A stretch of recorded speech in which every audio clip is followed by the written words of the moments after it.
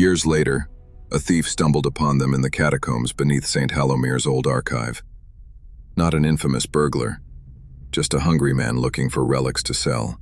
The goggles whispered to him before he even touched them. They did not speak in words, only urges. He picked them up, and in that instant the curse flared awake. The goggles clamped onto his face, threading into nerves and bone. He saw everything. Futures that split like glass. His own death over and over. The spirit's old curse mingled with the Augur's design. The goggles began to collect his vision, feeding both themselves and the spirit. The thief screamed so long his voice shredded. Then he screamed his last. When they found his body, the goggles were gone. Hundreds of years passed.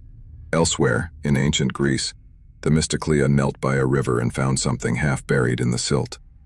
A pair of strange goggles, intact despite the centuries. She did not know what they were, only that the moment her fingers brushed them, the air changed.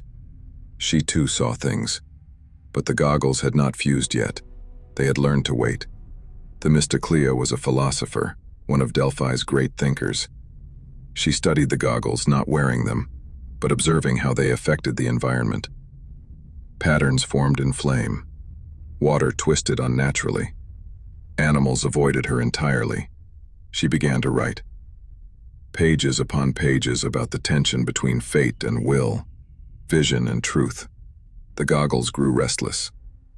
Then one night she dreamed of the Augur. Not as a man, but as a smear where a man should be. The memory of someone forcibly forgotten.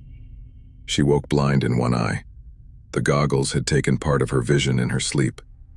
And she finally understood they were not merely cursed. They were envious. They had once belonged to one who sought to rival the spirit of foresight. The spirit would never allow that again. She never told anyone about the goggles. When she died, they passed from hand to hand, always in secret, always with consequence. Every time someone tried to harness them, the curse worsened. The goggles collected vision. The spirit consumed what the goggles gathered. And each new bearer fed the cycle. Even now they are not destroyed. Somewhere out there, in a vault or a junk drawer, or wrapped in silk beneath a floorboard, the Augur's goggles still exist. Waiting, watching, collecting. Visions granted, vision taken. The second of 24 is still out there. Watching, whispering, waiting, collecting.